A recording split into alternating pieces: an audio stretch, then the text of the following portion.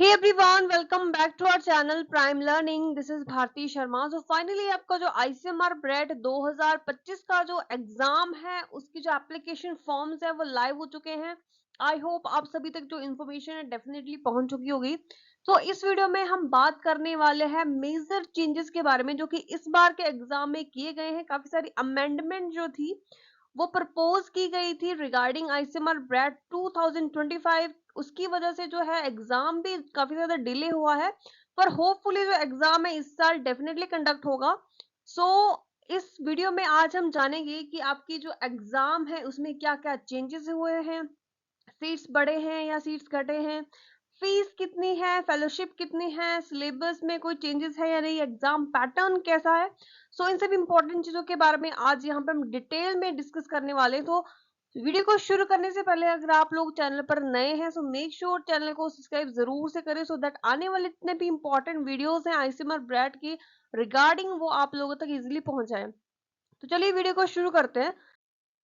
सबसे पहले अगर हम बात करते हैं इसके नेम के बारे में, सो एज यू नो कि आईसीएमआर का जो एग्जाम है, ठीक है, लास्ट ईयर जब ये एग्जाम हुआ था तो इसका नाम था डीएचआर आईसीएमआर ब्रेट 2024। ठीक है, 2024 के में इसका नाम ये था, बट इस साल जो है इसका नाम आपका चेंज करके, ठीक है, डीएचआर ब्रेट 2025 इन्होंने कर दिया। सबसे पहले जो नाम है ये भी इसका, इसमें भी थोड़ी सी चेंजेस इन्होंने यहाँ पर करी हैं। एंड उन्होंने बोला कि entrance examination for DHR biomedical research eligibility test, यानी कि यहाँ से जो आईसीएमआर का जो नाम है, ठीक है, फिलहाल वो यहाँ से गायब है।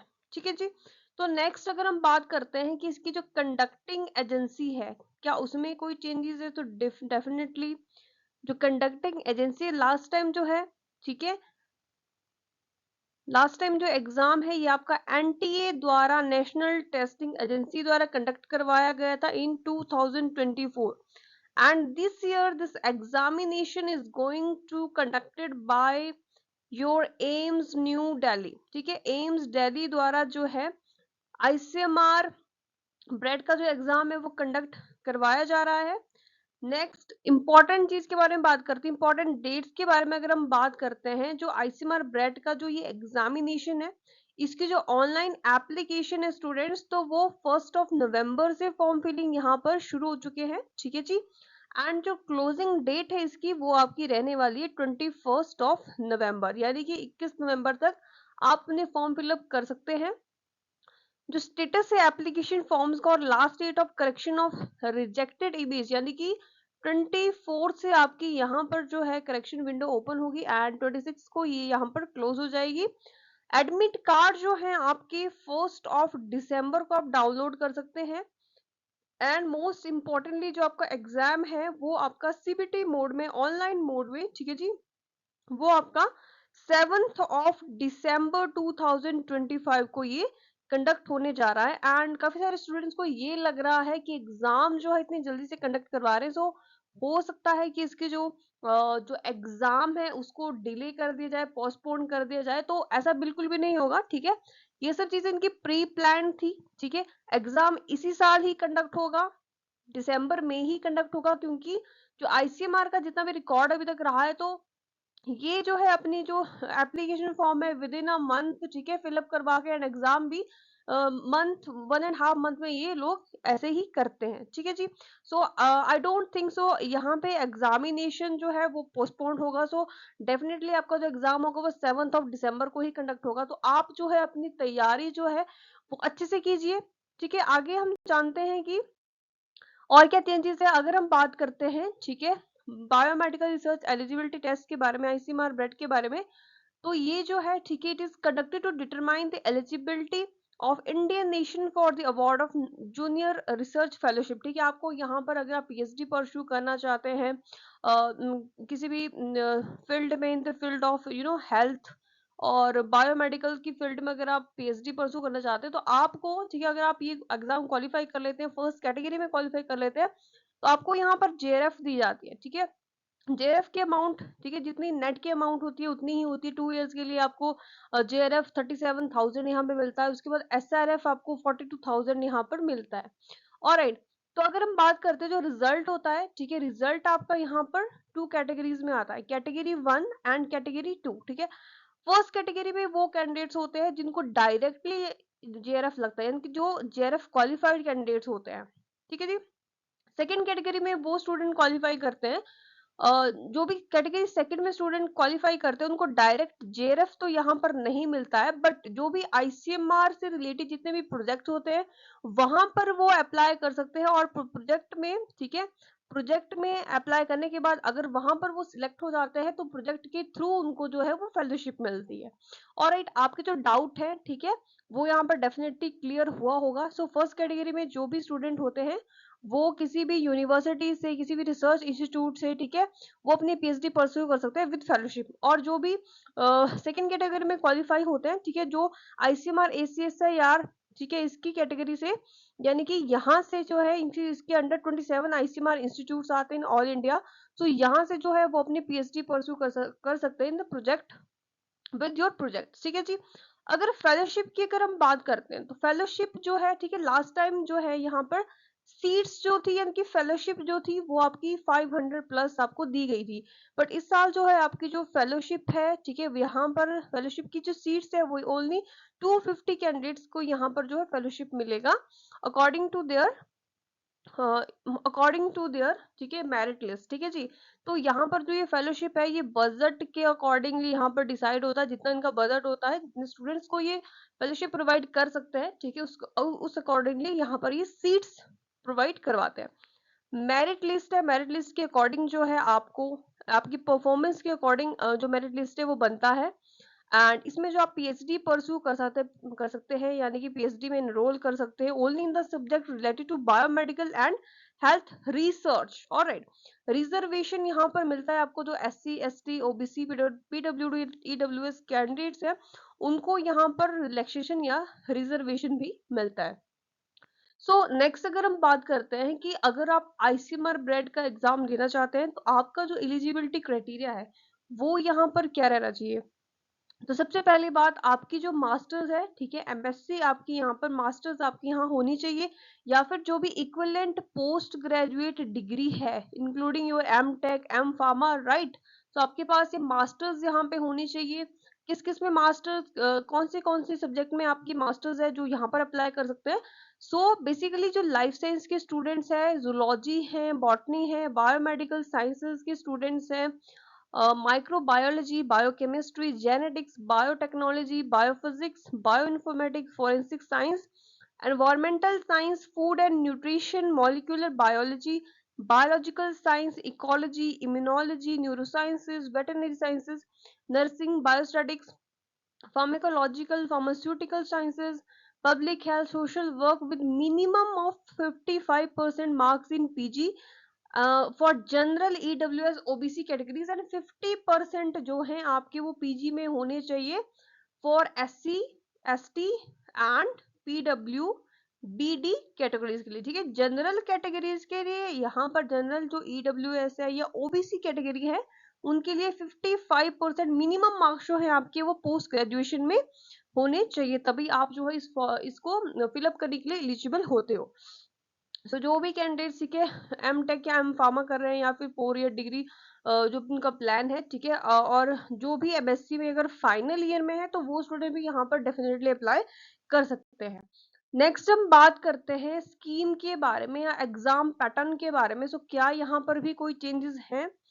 तो देखिए सीबीटी मोड ही एग्जाम होता है, ठीक है, इंग्लिश ही इसकी जो मीडियम है वो रहती है।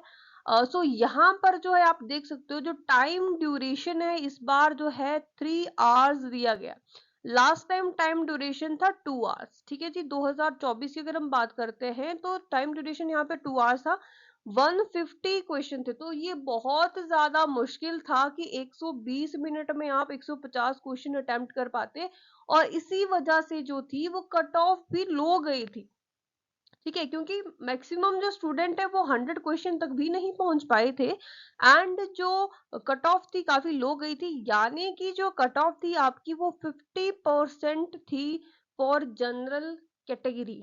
यानी कि अगर आप 50% से अबव आपने स्कोर किया है तो आप जो मेरिट लिस्ट बनती है, ठीक है, उसमें आप अकाउंटेबिलिटी आपकी होगी, ठीक है। अगर सीट्स जो है वो ज्यादा थी और आपके जो है 50% से अबव मार्क्स थे, ठीक है, जितने सीट्स थी, ठीक है, जितनी कट ऑफ बनती है, जिस अकॉर्डिंगली आपकी अकाउंटेबिलिटी थी, ठीक है जी, यानी कि आपको 75 मार्क्स मिनिमम आपको चाहिए थे कि अकाउंटेबिलिटी बनाने के लिए मेरिट लिस्ट में, ठीक है।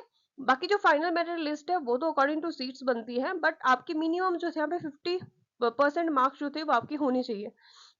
बट आप देख रहे हो कि इस बार जो है, जो एग्जाम की ड्यूरेशन है, ठीक है, यहाँ पे 3 आवर्स कर दी गई है, यानी कि 180 मिनट्स है आपको 150 क्वेश्चन करने के लिए। तो डेफिनेटली जो कट ऑफ है इस बार की वो हो जाएगी हाई, ठीक है जी। सो कंपटीशन काफी ज्यादा यहाँ पर इंक्रीज होने वाला है। सो टोटल क्वेश्चन जो थे, टोटल क्वेश्चन यहाँ पे है 150 एमसीक्यू है, जो लास्ट टाइम का जो पैटर्न है, पैटर्न बिल्कुल सेम है, बस यहाँ पे जो टाइम ड्यूरेशन है वो चेंज करी गई है। स्कोरिंग की अगर हम बात करते हैं तो आप +1 मार्क्स मिलता है आपको ईच क्वेश्चन के लिए, एंड 0.25 मार्क्स यहाँ पे नेगेटिव मार्किंग है, ठीक है। 0 मार्क्स आपको जो अनआंसर्ड क्वेश्चन है उसके लिए मिलते हैं, एंड ठीक है, सीबीटी मोड में जो है आपका एग्जाम यहाँ पे कंडक्ट होता है।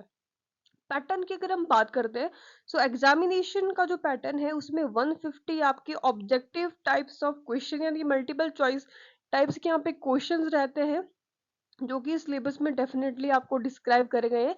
एंड सेक्शन जो होती है आपकी वो ए, बी एंड सी सेक्शन जो होती है वो रहती है। सो जो ए सेक्शन होती है, ठीक है, जो ए सेक्शन होती है वो होती है आपकी जनरल एप्टीट्यूड की, ठीक है। जो जनरल एप्टीट्यूड इसमें रहता है 50 क्वेश्चन रहते हैं जनरल एप्टीट्यूड के। बी सेक्शन जो होती है वो आपकी क्रॉस डिसिप्लिनरी एरिया, यानी कि जो भी बायोमेडिकल या फिर लाइफ साइंस के जो भी क्रॉस डिसिप्लिनरी है, ठीक है, वहां से ये सेक्शन रहती है। सेक्शन सी जो होती है उसमें वो आपकी चॉइस बेस्ड होती है, स्पेसिफिक डोमेन होता है, ये स्पेसिफिक डोमेन होता है जिसमें से कोई एक आपको यहाँ पे चूज करना है, इधर माइक्रोबायोलॉजी, बायोकेमिस्ट्री, बायोस्टैटिक्स, यानी कि जो अगर आप माइक्रोबायोलॉजी यहाँ पर चूज करते हैं तो 2 सेक्शन तो कॉमन रहती है, ये दोनों कॉमन होती है, ठीक है। बट जो माइक्रोबायोलॉजी के स्टूडेंट्स हैं जो इसको चूज करेंगे तो उनके लिए ये थर्ड सेक्शन है, इसका पेपर अलग होता है। जो जो स्टूडेंट बायोकेमिस्ट्री चूज करेंगे दोनों, उनके लिए ये दोनों कॉमन है, एज इट इज आएंगी। लेकिन जो बायोकेमिस्ट्री है यानी कि थर्ड जो आपका जो सेक्शन, ठीक है, सी है, ये आपको डिफरेंट पेपर यहाँ पे आता है। इसी तरह से ये सारी चीजें जो है वो सेम है, जो कि लास्ट ईयर जिस तरह से कंडक्ट हुई है वो इसी तरह से ही कंडक्ट होगी। मेरिट लिस्ट आपको यहाँ पर बताया गया है, जो भी आपके टोटल मार्क्स है उसके अकॉर्डिंग यहाँ पर जो है मेरिट लिस्ट बनती है। जितने स्टूडेंट्स होते हैं, जितने वो मार्क्स स्कोर करते हैं, जितने सीट्स होती है उसके अकॉर्डिंग आपकी यहाँ पर मेरिट लिस्ट फाइनल बनती है। अगर कोई भी स्टूडेंट, ठीक है, अगर वो सेम ओवरऑल स्कोर आता है तो उसके लिए भी कुछ क्राइटेरिया यहाँ पर दिया गया है, उनकी हायर स्कोर देखे जाएंगे उनकी स्पेसिफिक डोमेन में कि किसके स्टूडेंट के ज्यादा है। मान लो कि 2 स्टूडेंट के मार्क्स यहाँ पर 80-80 है, ठीक है। अब इन दोनों में से आपको चूज करना है कि किसको, ठीक है, आपको किसको क्वालिफाई करना है। तो वो देखेंगे कि सेक्शन सी में, ठीक है, इसने अगर 30 मार्क्स स्कोर करे हैं, इसने 15 करे हैं, तो इसको ज्यादा प्रेफरेंस यहाँ पर दिया जाएगा।